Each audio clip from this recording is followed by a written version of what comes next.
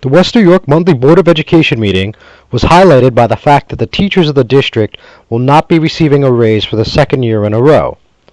The West New York Education Association, which has roughly 950 workers including teachers, custodians, bus drivers, secretaries, and aides, has been without a contract since June.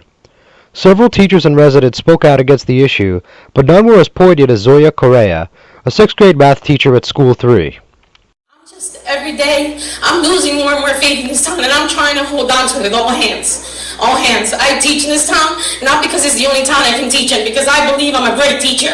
I give my heart and soul.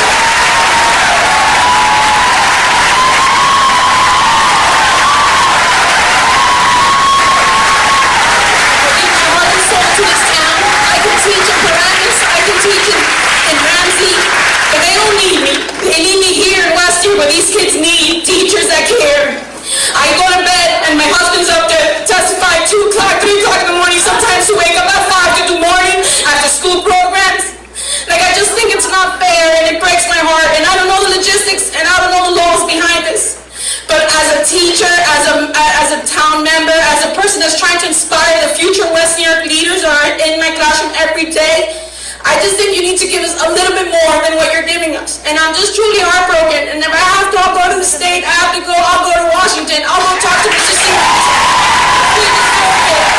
Every day, I need everything in this town. Every day, I need everything in this town. Please reconsider not being on the budget. It's not about politics. It's about these kids and the hard work we do. Hudson County TV got more insight on the contract dispute from Lois Tarr, the president of the West New York Education Association.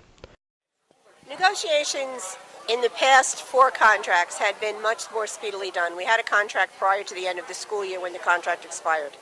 This negotiation session, we are already working for several months without a contract. Our contract expired June 30th.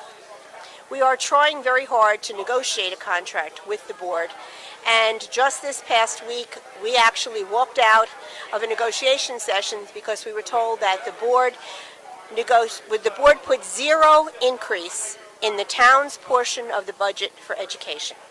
They did that the year before, so this would mean flat funding for 2 years if that continued. We can't get along with that. Everything goes up. Our enrollment's gone up. The cost of the things in the schools have gone up.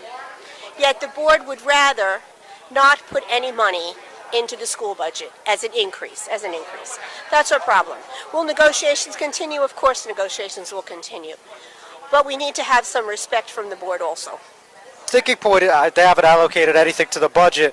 So how do you see this being resolved then?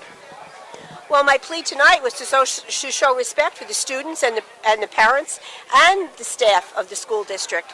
That, as you might, if you were here, you heard tonight, this is an award-winning district. This is one of the best districts, urban districts in the state. It doesn't continue on that way if the town isn't willing to put any extra money in. We're not asking them to go crazy. We're just asking them to budget to the cap, which is allowed to them by the state. The always outspoken Commissioner Count Wiley then weighed in on why he believes contract negotiations have taken a turn for the worse. Additionally, TV on Wheels owner Frank Ferrero made sure the crowd who was still on hand for the over 4-hour meeting was aware that Commissioner Ruben Vargas still had his job at the Board of Education.